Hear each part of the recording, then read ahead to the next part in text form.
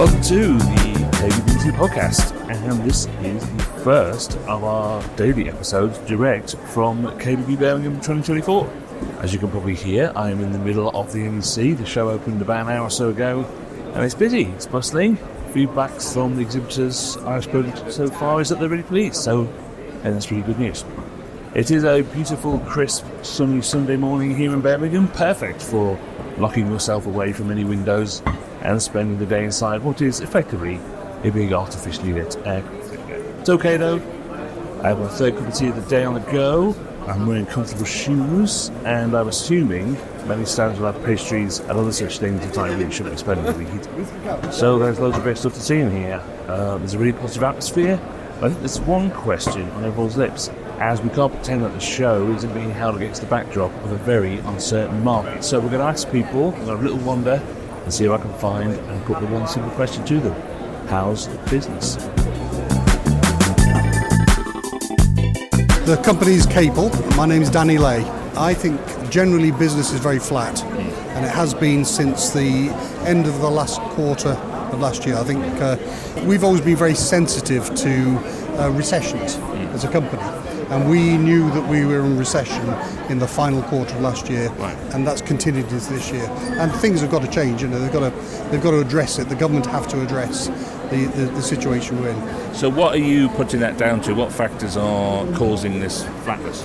I personally think, and I'm no expert, but I think interest rates have had a huge effect on business and people's confidence. Buying a kitchen is such a big investment for people that are they prepared to chuck their money at it at the moment when the kitchen's working anyway? I think it's the end of the roller coaster that was COVID as well. I think that hasn't helped. And there was such a big boost in sales, and maybe some of the people that would have bought during COVID. So there's a bit of that, but it's a number of things. I think generally people have lost confidence anyway. Whenever you open the press or listen to the press, all they talk is business down. House builders aren't building, and therefore people aren't moving, and therefore they're not changing their kitchens. So it's a mixture of all those things. Hi Andy, I'm Dan from Jones Britain Kitchens. We're based in Sussex on the Kent-Sussex border, very close to Tunbridge Wells.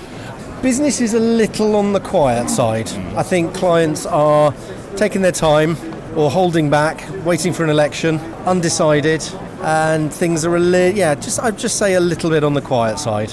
Because last time we spoke, you changed the business a bit. You got masterclass in, if I remember. How's that bit all working out for you? Yeah, that diversification was a big part. We diversify for every different eventuality, every different market. So one minute we're high end because that's the market, those kind of people are buying.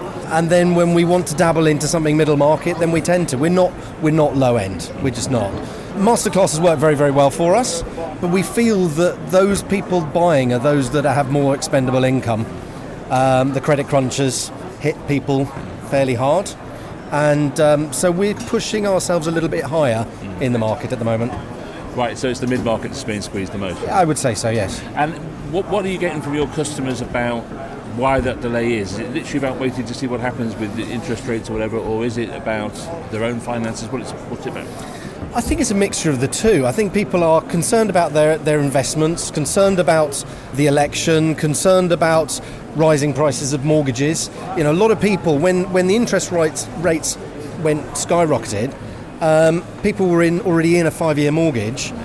They're going to be coming out of that 5-year mortgage in, let's say, 2 years or a year's time, and they're thinking, well, I'm spending £1,000 now. I'm going to be spending £2,000 a month in 2025. Let's maybe hold back. Let's just wait and see what happens, see if interest rates drop. And so that's where I think some of the uncertainty lies. And then we got a general election this year. Yeah. So people are just kind of, let's just wait and see what happens in 2024 and then make a decision in 25. Iskender Diker, Middleby Residential UK. So we are enjoying the show since the morning. Have so many visitors across the 4 brands that we are here on. Really love the feedback that we get from our customers for La Cornue, for Aga, for Novi, for Rangemaster. About the market, state of the market, it has been challenging for a while, particularly since the beginning of last year. We've seen a contraction in the appliance market, which also had an impact on our sales, particularly on the very premium end. But we are optimistic. We think the worst is behind us. We have elections coming in the second half of the year, and we believe interest rates have peaked, and it's a matter of time before they start coming down. And I think the market will come back. Hi, I'm Neil Clark. I'm the Managing Director of Frankie UK.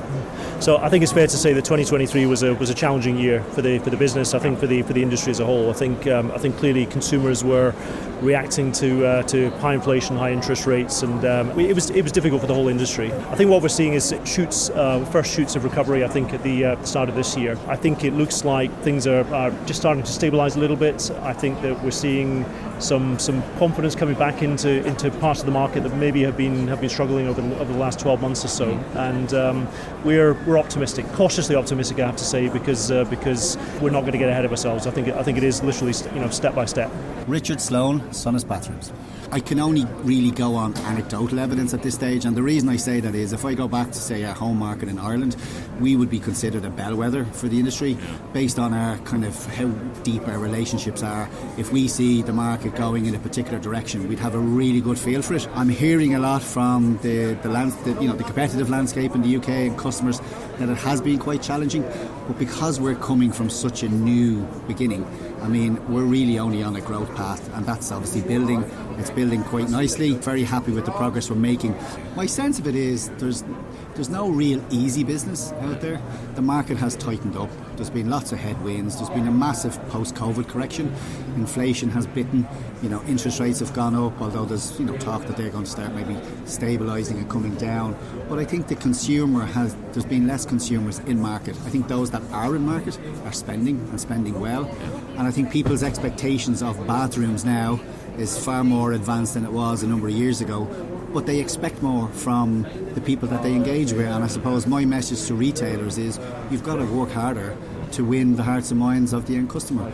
I mean, we do some research ourselves back in Ireland, and I would expect a lot of the feedback would be probably similar. When in-market consumers are looking for a bathroom, the three key criteria is the quality of the display. Okay, that's the first thing. People are going to invest £10,000 to £15,000 in a bathroom. They want to touch and feel and ensure that the quality of the product is right. It meets all their expectations. Followed very closely by the quality of the person that they meet and deal with. And if you're not dynamic and interested in adding value to the conversation, then you're going to struggle. And then obviously the quality of the literature and all the supporting resources. So I suppose the supplier-retailer relationship is so important, and we try and inform our retail partners with these type of insights. So when we go and talk about a new display, it's not just to try and kick a competitor out, it's actually to try and enhance the retail proposition so that when the end customer does make their way into the showroom, you've got a better chance of conversion. Well, there you go. That's just a snapshot of a lot of the conversations happening today, and we'll hear more tomorrow. But I think the overall conclusion from all the anecdotal chats that I've had today is that the market is much more varied than I probably might have thought. It's not easy for anyone, but I've spoken to quite a few retailers and brands today who say they're really busy. So a mixed bag, and we'll explore some of the subtleties of that tomorrow, I think. So look out for the next episode from day 2 of KBB Birmingham 2024. And tomorrow is, of course, Awards Day. See you then.